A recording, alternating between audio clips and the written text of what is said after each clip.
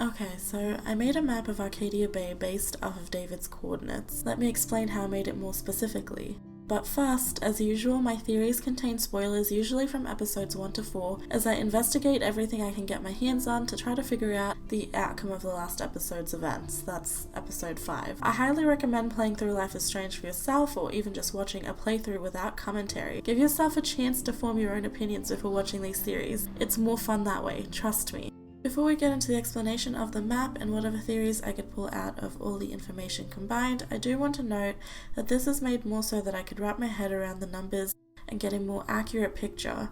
I made my own map in Google Maps for this, and while the majority of coordinates panned out perfectly in relation to everything else, the location of the gas station is way off. I'm not sure why this is the case. The gas station we see in the game is almost directly in front of Two Whales, as in right across the street, but the gas station according to the coordinates is not. I did try to check this over and over again to see if it was an error on my part. Maybe I confused the coordinates, but I think I'm as accurate as I'm going to get. It's possible there is more than one gas station in Arcadia Bay, but even the picture Chloe pulls up of the gas station from the coordinates looks exactly the same as the one that's located across the street from Two Whales Diner. But for the purpose of sticking to numbers and not throwing things off, I've left it like this, and it really bugs me, but whatever. In addition, interestingly enough, all the coordinates are actually in Oregon inside this Bay Area. I thought that was really cool. So during episode 4, Max and Chloe get their investigating on, and since they focus on Nathan, I start by looking at his coordinates. I took each unique coordinate and listed all dates and times these coordinates were visited. Once I did this, I pulled up the picture locations Chloe transfers the coordinates into. I then matched the dates and times in the pictures to the dates and times next to the coordinates for Nathan. Simple and tedious. These narrowed down the exact coordinates for the barn, the junkyard, the beach, diner, Blackwell, forest, the Prescott home, and the gas station. These are the only places Nathan visits during the 8-day period David follows him. Here's the sheet I ended up with. It's not exactly neat and professional, but don't mind that. I moved on to Chloe after this because on October 7th, Max was with her for part of the day, and we can compare some of those timestamps and locations up to Max's texts. I figured this would be important as I could already see unfamiliar coordinates at first glance. I went through her list and labeled places we already know. Looking through her unknown locations, I noticed 2 different locations she's been, so I looked more closely at the one that occurs most often. There seemed to be a pattern with this one in particular, so let's look at October 7th so we can confirm with Max what Chloe's locations were. We know Chloe was at Blackwell on this date because we saw her, and we also know that around 5 p.m. we were in the parking lot with Warren, and Chloe's car was still parked there right by Frank's RV. Soon after this, we were being saved by Chloe and rushing off in her car to her home. So this tells us Chloe's unknown location number 1 is her house. I backed this up by comparing it to the location of the Two Whales Diner. If you look through the upstairs hallway window at Chloe's home, you can see the big billboard sign that is right above the Two Whales Diner parking lot. Now after this, it says Chloe's car is spotted at the beach at around 6:18 p.m. But we only saw Chloe and Max at the lighthouse after leaving Chloe's home. So I quickly checked Max's texts in-game while in the lighthouse area in episode 1 and confirmed from a text received from Warren that it was around 6:37 p.m. I take it from this that cars are obviously parked down somewhere by the beach, and to get to the lighthouse you must have to walk up a trail. Sure enough, if you head away from the lighthouse and towards the fence leading into the area, Max confirms this.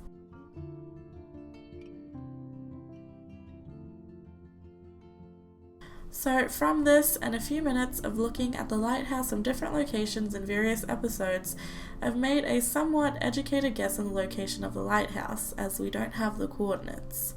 Let's call it a very rough estimate. Now I can't quite figure out her unknown location number 2. I would have thought it was the bar she met Nathan in, except it doesn't quite match up with Nathan's car locations, and why would she be here at 10:48 a.m. anyway? Not smart enough for this one, so moving on. I did the same process again with Mr. Jefferson's car. How did I know the plates matched his own? Well, we see his car driving off at the end of episode 2, and you can clearly make it out here. He doesn't have a lot of car activity, but that might only mean that he doesn't always use his car to get to where he needs to go. Anyway, we can see that other than the established base places, he visits 3 unknown locations. The first seemed to have a pattern to it. He ends up there at the end of almost every night, so I assume from this that this is his home. Mr. Jefferson's unknown location number 2 seems to be quite close to his home. No ideas as to what this could be, honestly. Mr. Jefferson's unknown location 3 is quite close to the Prescott's home, the gas station, and Chloe's unknown location 2, which I speculated could be the bar. Perhaps this is just a spot he leaves his car to meet the Prescotts or Nathan. I won't dig any further into that for now. Lastly, I check up on the mystery plates. Let's call them Twilight Zone. Twilight Zone has a car that is exactly the same as Nathan's car. Twilight Zone starts every weekday at Blackwell, so that suggests a student or faculty member. We also notice that they go back to the same location every night. We'll call this Twilight Zone's unknown location 1, presumably their home, which would also tell me whoever owns the car doesn't live at the Blackwell campus. Twilight Zone's unknown location number 2 is very close to the diner, though I have no idea what it is, and the unknown location number 3 is close to Chloe's house, but again, I have no idea what that could be. So now that we've established all locations as far as we can, let's try to link dates and times. We can see right away he visits his home almost as often as he goes to Blackwell. It's one of his most frequented places.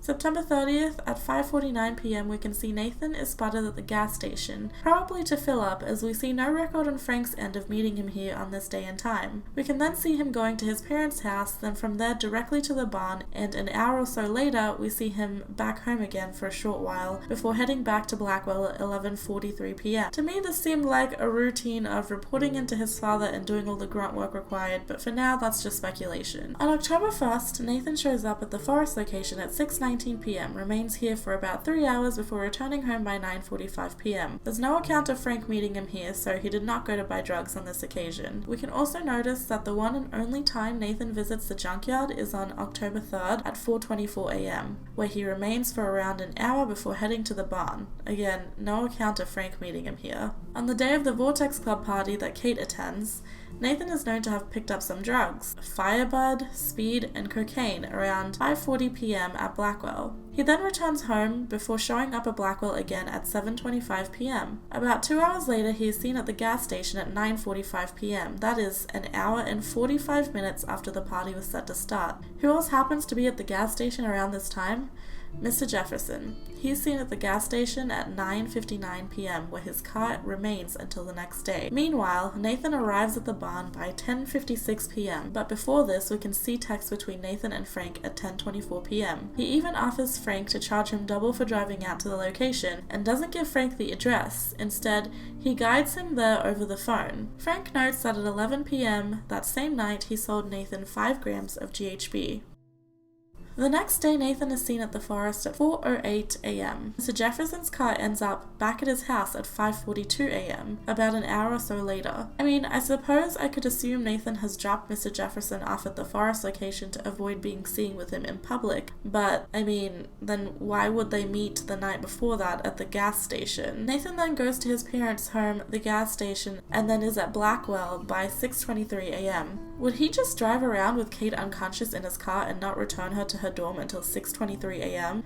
She recalls waking up the next day outside her dorm room, so how could he manage all this without being seen at 6:23 a.m. by anyone at all? If this is how it happened, I suppose the only way to explain this all away would be to say it was early Saturday morning when faculty wouldn't be around or be asleep, and most students would also be asleep, exhausted from the party the night before. As far as I can see, no one else David was trailing had anything to do with Blackwell during the early hours of that day at all. We can assume from what we've seen of the little interaction that can be linked between Nathan and Mr. Jefferson that Nathan acts as a sort of middleman, taking people back and forth at certain times in such a way that doesn't risk exposing their connection. He also seems to be going from his parents' home to the barn, then back again, presumably following out some sort of instructions given to him by his father, which is if there's a definite link to be drawn here at all. Considering the interactions we can see between Nathan and, we assume, Mr. Jefferson, this would all make sense. The secrecy noted by the burner phones, the taking care of business emails, telling Nathan he needs to prove himself, and so on. And why does Nathan visit the forest 3 times during those 8 days? He seems to be the only one to do so. Either there is something there that we have yet to see, or possibly he takes a path from the forest to the lighthouse, and if so, is someone at the lighthouse that David isn't aware of? He stays there anywhere from an hour up to 3 on different occasions as well. I mean, there's no connection between the forest and drug deals either, so we literally have no purpose to give to this as far as what we're given to compare it to. There's a possibility of Pan Estates being located here. There's a flyer saying Pan Estates has forest, ocean, and lighthouse views, and also states, Prescott Development invites you to live within the woods. Also, if you read the paper sitting on Chloe's bed in episode 4, right after Max gets back from the alternate reality, it discusses Pan Estates. It points out that Pan Estates are being built in deep forests near Blackwell and points out that Native American groups have filed various motions against its development, citing widespread destruction of tribal lands and natural resources. There is a whole bunch of symbolism behind Pan Estates and a lot of rather creepy theories I have about the Prescotts in general, but that's another video, so let's carry on. Lastly, who could Twilight Zone be? Much of Twilight's movements can't be linked to anyone or anything regarding any sinister plans, and without knowing much of their unknown locations, we can't piece much together. The only thing linking Twilight to Mr. Jefferson is occasionally leaving the school and arriving at the next destinations at the same time. There is also one occasion that Mr. Jefferson and Twilight Zone are at dinner around the same time, around 7 p.m. on October 5th.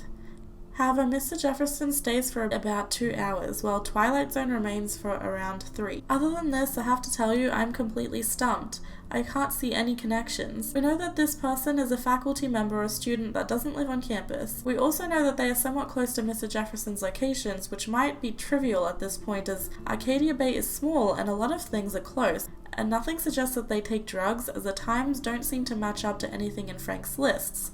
So, of all of the characters we've interacted with, who could fit these conditions? I'm assuming Principal Wells is out of the equation as we see him in episode 3 stumbling around with his keys late at night, so I guess he lives on campus. We know the only people not living on campus are Ms. Grant, Samuel, Alyssa, Courtney, and Justin. I will cut out Alyssa because we've seen her waiting for a bus in episode 3, so I assume she does not have a car. Courtney and Justin seem highly unlikely to be people David would trail, and they seem to be the least likely to fit here. That leaves Ms. Grant and Samuel. But why would David choose to follow Ms. Grant?